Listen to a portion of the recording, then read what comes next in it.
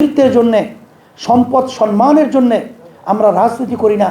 আমরা রাজনীতি করি ইবাদতের উদ্দেশ্যে, দেশের কল্যাণে, মানবতার কল্যাণে, ইসলামের কল্যাণে। সেহেতু আমরা ইসলামের কল্যাণকে আমরা অগ্রাধিকার দেব। এই সিদ্ধান্ত নিয়ে ওই কঠিন মুহূর্তে, বলতে গেলে ক্ষমতার দ্বার প্রান্ত থেকে, ইসলামের স্বার্থে, আল্লাহকে রাজি খুশির উদ্দেশ্যে, দেশ এবং মানুষের কল্যাণের স্বার্থে, নট ব্যক্তি দল কোনো ক্ষমতায় যাওয়ার স্বার্থে ওখানে আমরা থাকি নেই। এই জন্য আমরা এসেছি।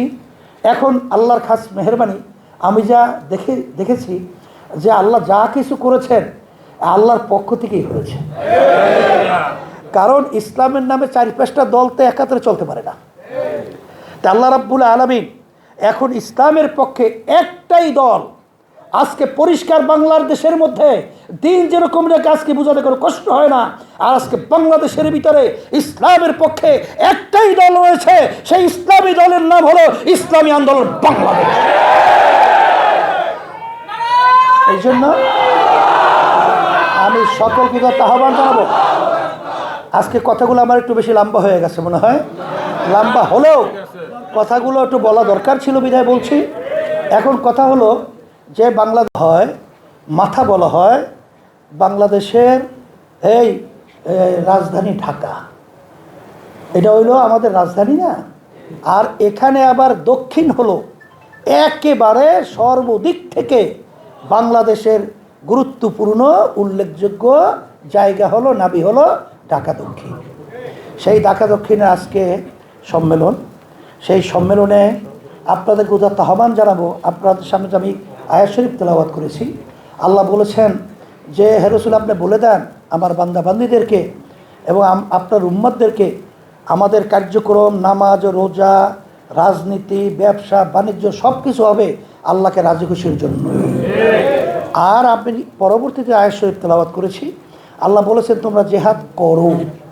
এইভাবে বলেন নাই, আল্লাহ বলছেন জেহাদ করার মতো করো, জেহাদ করার মতো করো।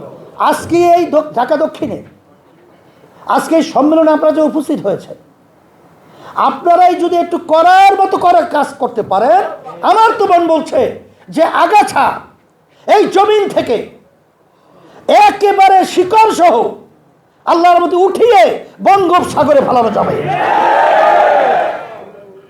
কিন্তু করেন তো করেন না, ধরেন তো ধরেন না, ছাড়েন তো ছাড়েন না। এরকম কাজ করলে তো হয় না। ভিতরে একটা জ্বালাপোড়া থাকতে হবে, ভিতরে একটা জজবা থাকতে হবে।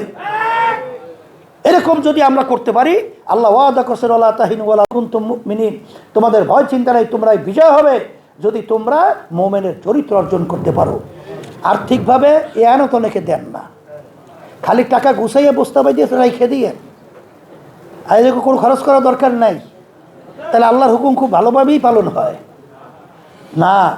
আল্লাহর হুকুম, আল্লাহ রাব্বুল আলামিন বেহেশত আমাদের কাছে বিক্রি করেছেন জান মালের বিনিময়।